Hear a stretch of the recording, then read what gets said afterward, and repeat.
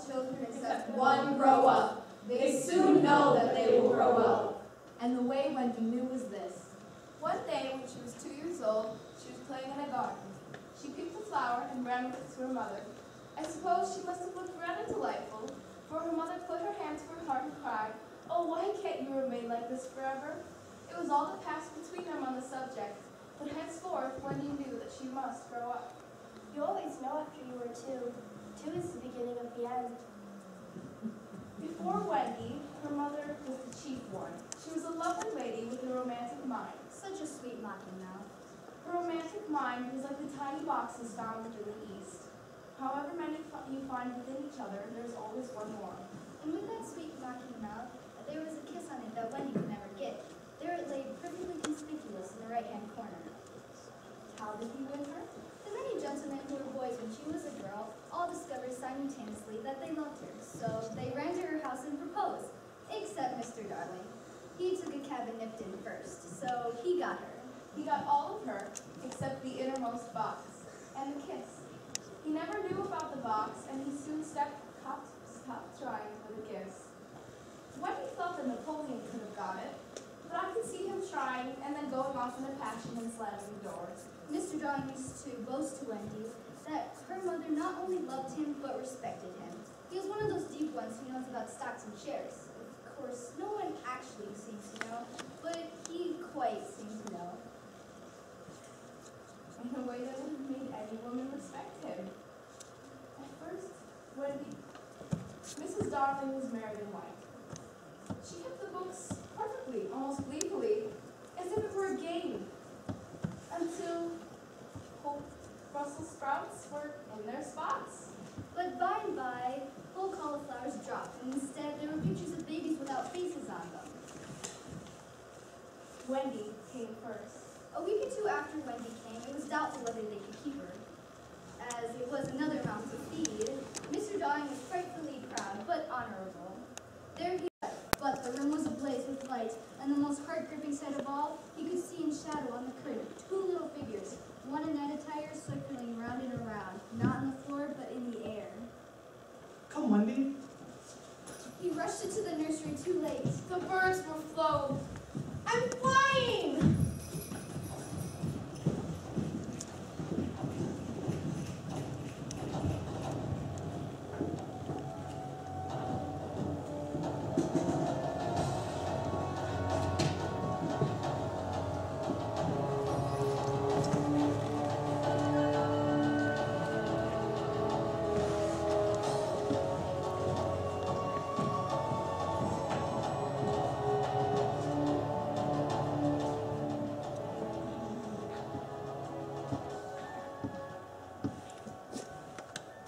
How still the night is. Nothing sounds alive.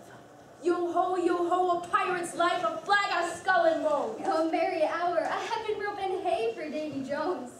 How do I look? Cadaverous. Mr. Smee, risking penalty of this, did you or did you not pluck that lily for me? I did. And where is she now? All tied up now, Captain, to a rock in the center of the lagoon. She'll be out of your hair now, Captain. Hello? Shall I after him? And wait the island? Johnny's a silent fellow. Shh! Let's get him. I want not he, but his captain, Peter Pan! Was he that cut off my arm? I've waited long to shake his hand. With this I tear him! And yet I've often heard you say that hook was worth a score of hands for combing hair and other homely uses. Aye, if I were a mother, I would pray my children born with this instead of that. Unrip your plan, Captain. I'm sure you've got one. Yes, I've got a plan. So unrip it. We wait, Smee. We wait for that Pan.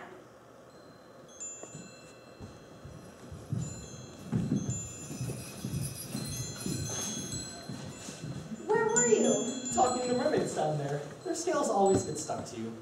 How long ago did you leave your window? Hungry, Wendy? No, I'm sleepy. Oh, look at the ocean down there. I could fetch food from the mouths of birds for you. Well, that's an odd way of getting your bread and butter.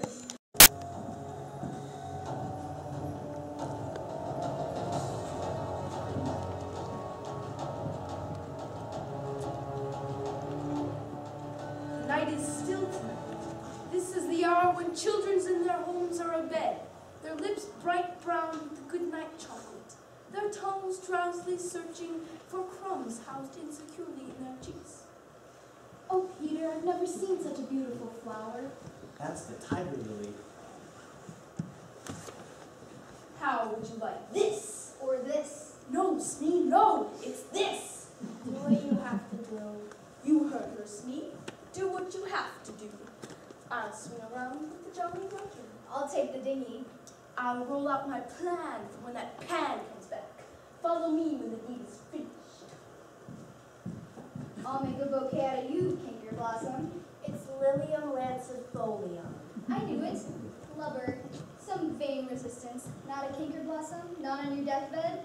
If I am to die, no false names. I am the tiger lily, the perennial flower. I am to die, I am to die, I am to die. Luff, you lubber. You take the fun from it.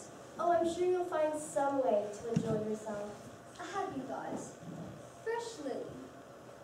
Neverland, goodbye. I am to die. Your doom awaits. Ahoy, you lovers! The captain. Johnny Corkscrew is poised and ready, Captain. Set her free. Free? Aye, loose her bonds and let her go. But Captain. At once, do you hear, or I'll plunge my hook in you. Bold move, Captain. Aye, aye.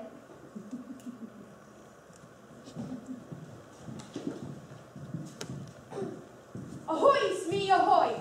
Am I not a wonder? Oh, I am a wonder. Captain, is all well? Sighs. He sighs again. And yet a third time he sighs. The game is up. Those boys have found themselves a mother. Oh, evil day. They're done for now. What's a mother? He doesn't know? What was that? I heard nothing. Captain, what's a mother? A mother is that thing that sits on that nest, that floats on the water. Oh, what a lesson. The nest must have fallen, but would the mother desert her eggs? No. If the boys had found a mother, perhaps, maybe she's about here to help Peter. That is the fear that haunts me. Couldn't I kidnap the boys' mother and make her our mother? It is a princely scheme I've made. We will kidnap the boys, take them to the ship, and make them walk the plank. Then their mother shall be our mother. Never! What is that? I see nothing. Where is that lily? Have the mermaids yet made salad of her? That's all right, Captain. I let her go.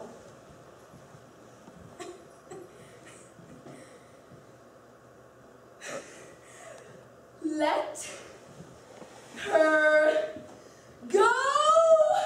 Was your own orders. I heard you call over the water to me to let her go. Brimstone and gal, what cheating goes on here? I gave no such order. I heard them plain. Spirit that haunts this dark lagoon tonight, dost hear me? Odds, bobs, hammers, and tongs, I hear you. Who is that stranger? Speak. I am Captain James Hook of the Jolly Roger. You are not, you are not.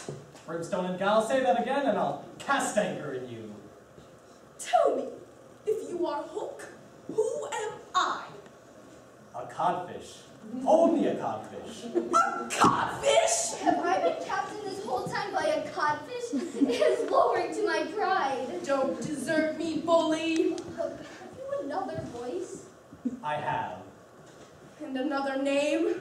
Aye, aye. Vegetable, No. mineral, No. animal, Yes. man. No. You have some questions. Think of anything. Are you a boy? Yes. Ordinary boy? No. Wonderful boy? Yes. Can't guess, can't guess. Do you give it up? Yes, yes. Well then, I am Peter Pan. Aha! Now we have him! Into the water, Speed! Take him, dead or alive! Get 'em, boys! Hey!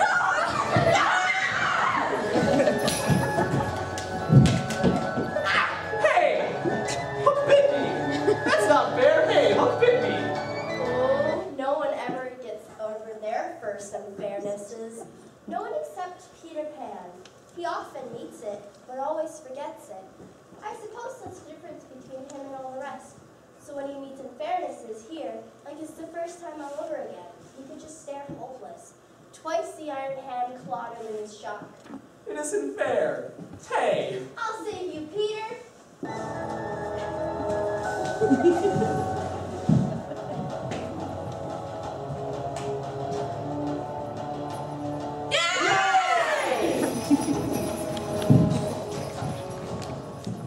The reason he can live and relive these first unfairnesses forevermore is that Peter's betwixt and between. It's an awfully good story. She flew away to the Neverland, where the lost children are. Now I want you to consider the feelings of the unhappy parents left behind. Think of the empty bed. It's an awfully sad story. I don't see how it'll have a happy ending. I'm frightfully anxious, Mother. If you knew how great is a mother's love, you would have no fear. You see, our heroine knew that the mother, that's Mrs. Darling, would always leave the window open for her child to return by. So she stayed away for years and had a lovely time. Did she ever go back? Let us take a peep into the future. The child is elegantly dressed, ever so much older than 20. She might even have a child of her own by now.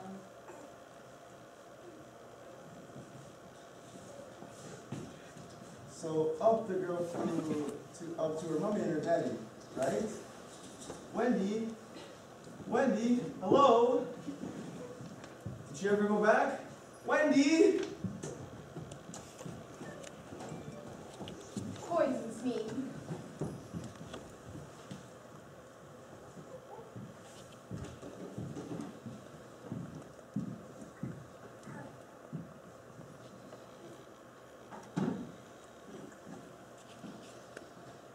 I have him now, I do. Oh, really still is the night. This is the hour when children in their homes are in bed. Compare them with the Wendy child, a pirate mother from now on. Split my infinitives, but 'tis my hour of triumph. Something tells me I should make my dying speech now. In the end, there may be no time for it. Mortals envy me, but perhaps it had been better not to have had such ambition. When children play at Peter Pan, the strongest plays Peter. No one wants to play Captain Hook, so they make the baby play Captain Hook.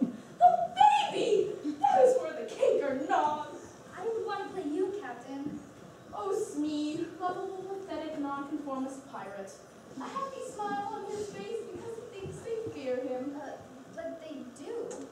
How can I break it to him? Smee, train the prisoner. Make a happy thought, Tiger Lily. Springtime, and you, Peter, think so. Grandma's cookies. A meatball. Knock it off, Tink. Peter, it was too big for me to spill out, but you can't drink your medicine here. I promised Wendy I'd drink it. Why would you spill it out? You keep acting stranger and stranger. I think we know what's really going on here, Pixie Dust. What's going on? There's poison in your medicine, Peter. You can't drink it. Poison? Who could have poisoned it? Here it is, see?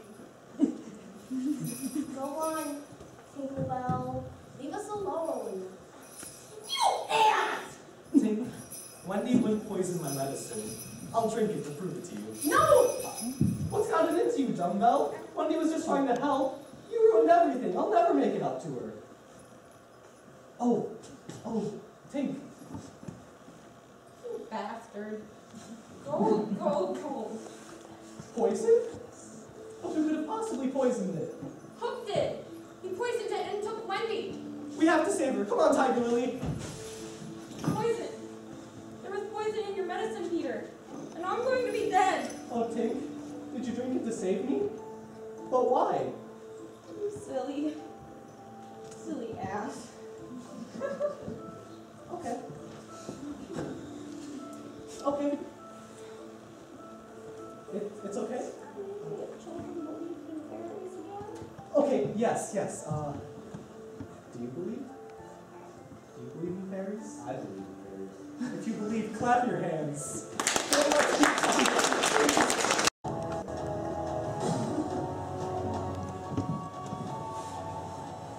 cloud rides in a cloudy heaven. Nights like these, Captain. Mouths that were opened, they will stay open. That is the stillness of the end. Well, it is his hour of triumph. But Peter Pan by now is dead! Oh. He still lives. I know it. You could have her walk the plank, Captain. She'll come around, wrapped in a blanket of night through which no sound can penetrate. Man unfathomable, his hour of triumph, fame, that glittering bauble is mine! Is it quite good form to be distinguished at anything? I am the only man whom barbecue feared, and Flint feared barbecue. Is it not bad form to think about good form? My child, you closer and closer approach the plank. Fine then. It was Pan I wanted, and chiefly Pan, and I got him. Or me this time. Aha! He lives! You've gone too far now, Captain James of the Jolly Roger. Peter Pan the Avenger, prepare to die! Not so fast! Your doom! It is your doom! I'll take this one! Speed! We're surrounded! Yes, Captain, I could. Johnny corkscrew the lily alleys to go to the lost one. But Pans mean Pan! So Pan, this is all you're doing! Hi, Hook. It is all my doing. Proud and insolent youth! Dark and sinister man, shall we all have at thee? Pan, who and what art thou? I'm youth. I'm joy. I'm the little bird that's broken out of the egg. James Hook, thou not wholly unheroic figure, farewell. To die, well, really is the greatest adventure.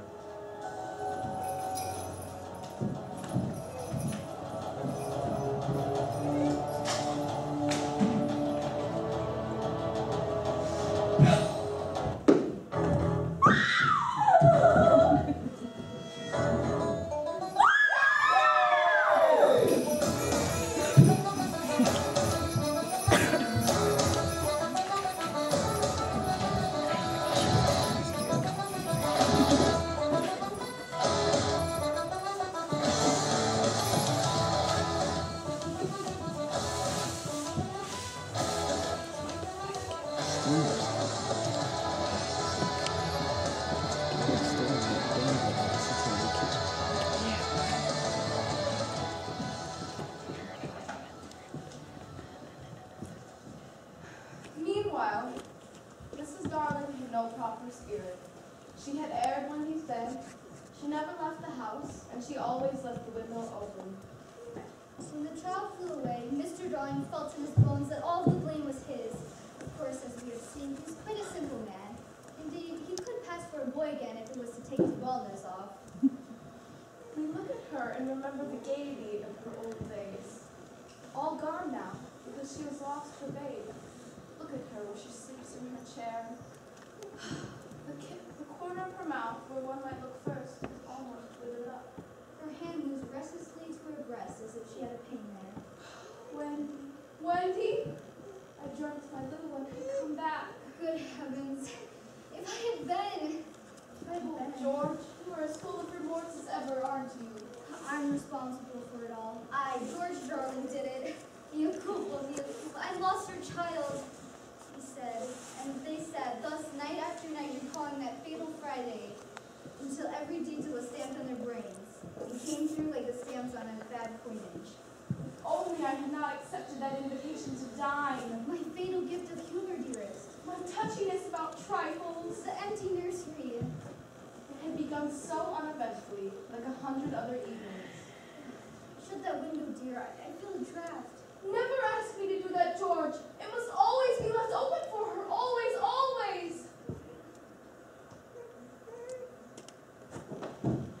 I must go home at once. Oh, we're going there, Wendy, and we're driving there. Oh, to have a Jolly Roger, Wendy. I mean home. Perhaps Mother's in half mourning by this time. You may go if you wish it, Wendy.